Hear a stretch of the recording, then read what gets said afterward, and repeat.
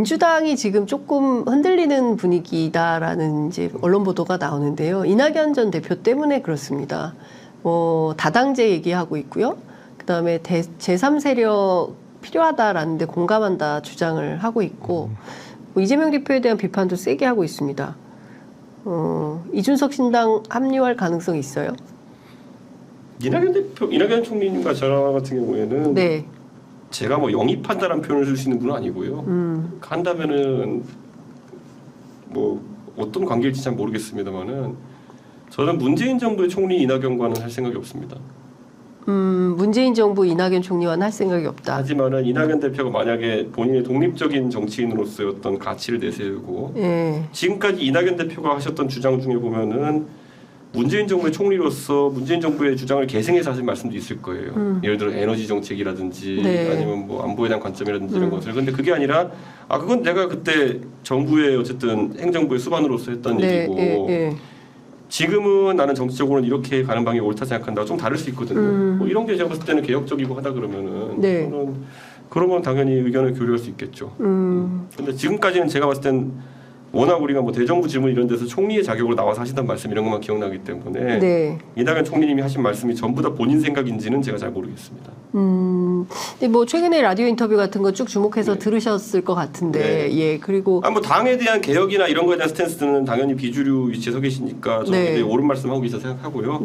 하지만 그걸 넘어갈 저런 정치에 대한 관점이라든지 이런 것들은 아직까지 언론 인터뷰에 드러나지 않았는데 감히 제가 이제 총리까지 지내신 다선 의원 출신을 제가 뭐 그걸 평가한다는 게 웃기지만은 그래도 이제 이낙연 대표가 원래는 그냥 호남 중진이다가 총리 하시면서 이제 아주 중요한 대선 주자급으로 떠오르셨는데 대선을 거치면서도 제가 이낙연 대표의 정치가 무엇인지 완벽히 파악하지 못했습니다. 그렇기 때문에 그거는 뭐 제가 부족한 걸 수도 있겠지만은 그게 더 명확해지면은 당연히 제가 뭐 관심을 가질 수 있겠죠. 네.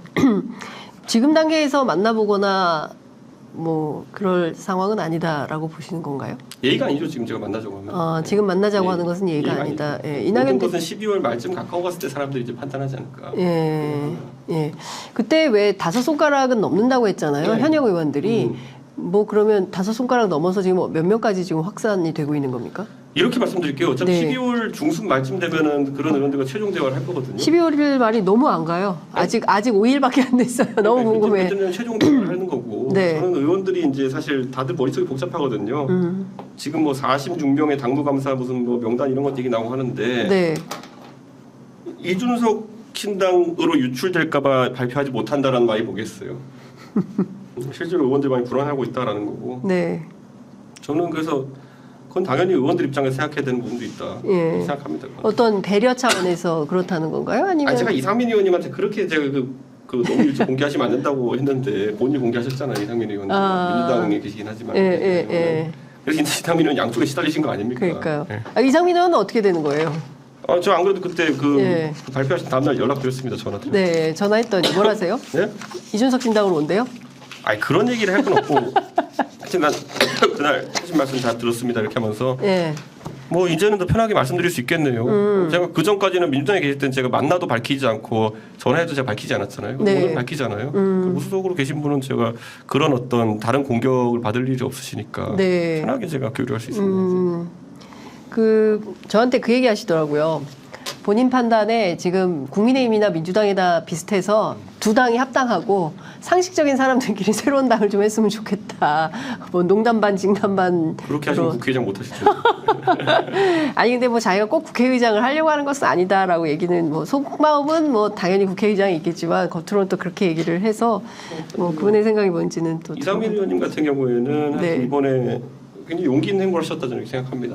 그리고 그 본인이 특히 하신 이유가 내가 먼저 뛰어내려야 뒤에 있는 후배들이 선택할 수 있을 거다라는 얘기를 하셨는데요. 어느 정도 맞는 얘기를 생각합니다. 그러면 민주당에서 이상민 의원 이후로 뭐 탈당 러시가 있다. 뭐 그렇게 보시는 거예요? 저는 중순 중에 예정돼 있다 봅니다. 중순에 예정돼 있다. 민주당. 얼마나요? 제가 알겠습니까? 이상민 의원이 잘알고 계시겠죠. 이상민 의원 얘기 안 하던데. 그렇구나. 중순경에 이런 행동은 언제나 확정적으로 얘기를 못 해요. 그러니까 옛날에 이제 총재가 있던 시절에야 너 임마 내가 공천된다면 나가면 같이 나가 이게 되지만은 지금은 철저하게 다 계산적으로 움직이기 때문에 네. 그런 계파주의적 관점에서 움직일 수는 없다. 예. 오히려 그리고 너무 빨리 따라 움직이는 분들은 예. 뒤집어 말하면은 결격 사유가 큰 분일 수도 있다. 그렇기 때문에 그거는 그러니까 제가 봤을 때는 전혀 어떤 이런 신당 움직임 이끄는 사람들이 서두르지 않는 부분입니다. 네. 네. 지지율이 적당히 나오면은 내가 말하잖아요. 신당 지지율이 15%면은 네. 나중에 선거 틀릴 때 15명이 나와 있을 거고 20%면은 20명 나와 있을 거고 30%는 30명 나와 있을 거다. 그게 네. 현실입니다. 그게. 예. 우리 이 대표님 출마는 네. 대구로 보면 됩니까?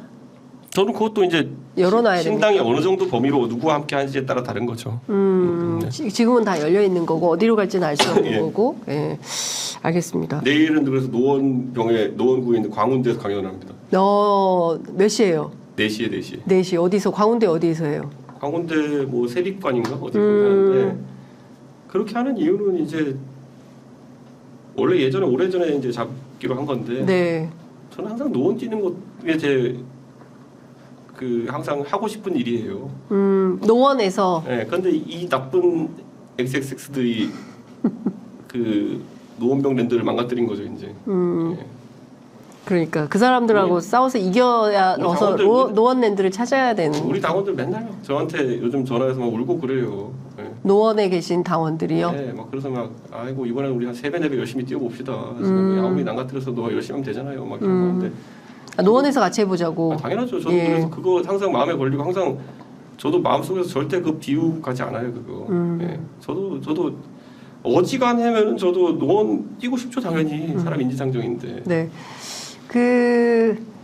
대구 토크 콘서트에 이어서 네. 어디에서 또 하시나요? 지금 저 수도권에 살려고 해서 수도권에 지금 콘서트 이런 것 때문에 대관이 힘들어요. 12월 달이라. 누구 맞아요, 어디 맞아요. 한 5,000명에서 10,000명 사이 들어갈 수 있는 공간 알고 계신 분 있으면은 좀 알려주십시오. 제가 알려주시는 게 아니라 좀 대관해 주실 수 있는 분 있으면 알려주십시오. 네. 그러니까요. 지금 네. 이제 종합운동장 이쪽으로 알아봐야 될 것 같은 생각도 드는데. 아무 다 지금 콘서트 이런 것 때문에 대관이 안 되고. 네, 또 한다 그러면 또 어느 가수 팬들도 뭐 그리고 이렇게 학교나 이런 것도 눈치 많이 보고요. 학교가 못하게 해요? 반정부 집회라고 생각하니까요.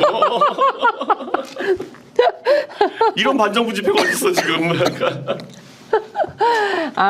얘기 되네. 얘기 되네요. 진짜 반정부 집회네. 그러네요. 예. 대규모 반정부 집회죠. 그것도 맞아요.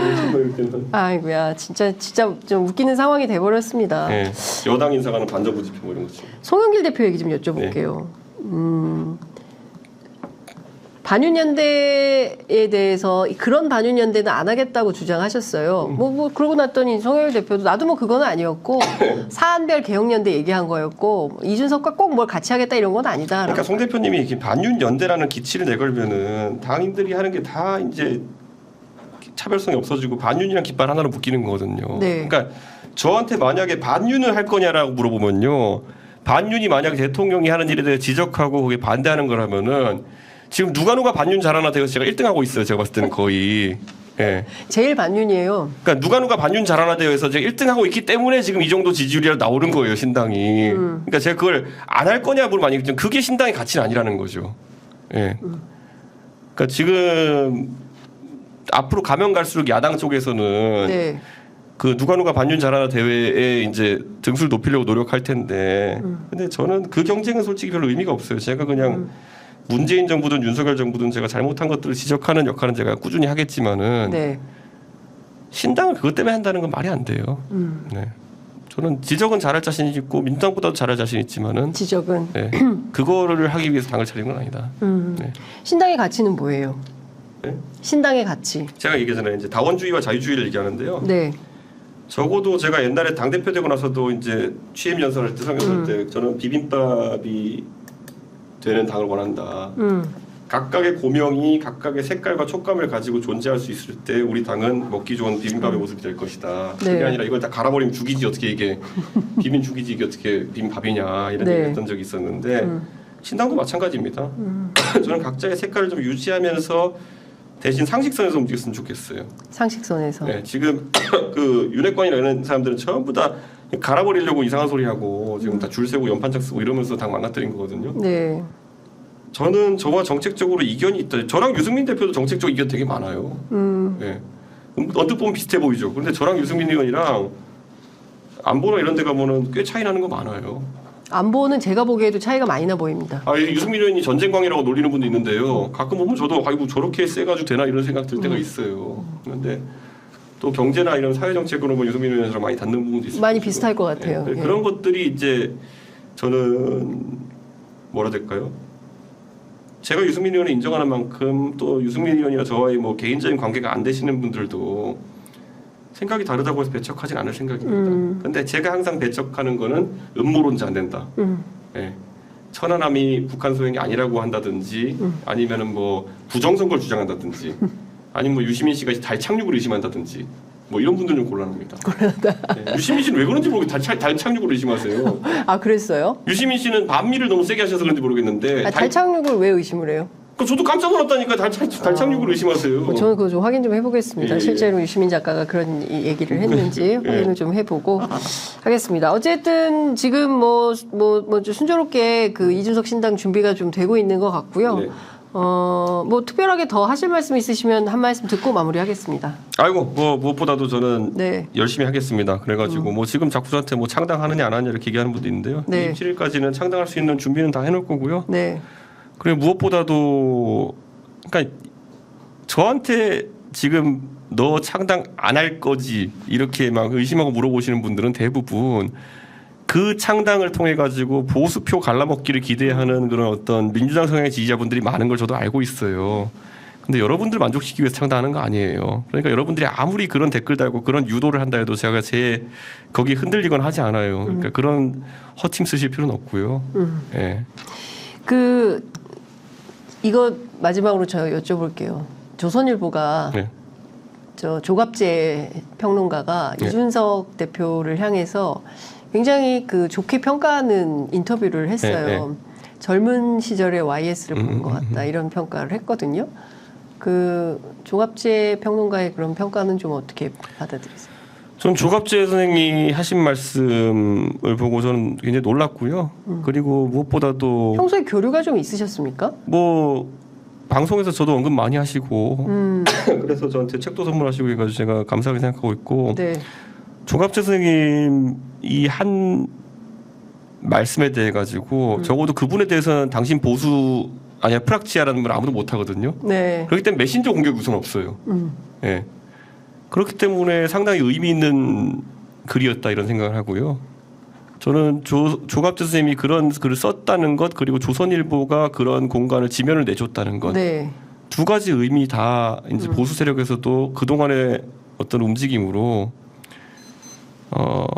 변화가 생긴다는 생각을 좀 합니다. 저는. 아 보수의 변화가 좀 감지가 되십니까?